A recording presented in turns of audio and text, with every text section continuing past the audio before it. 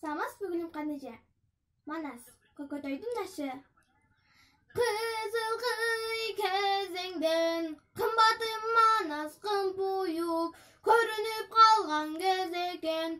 Кыйноого түшүп кыргыздар бөлүнүп калган кез экен.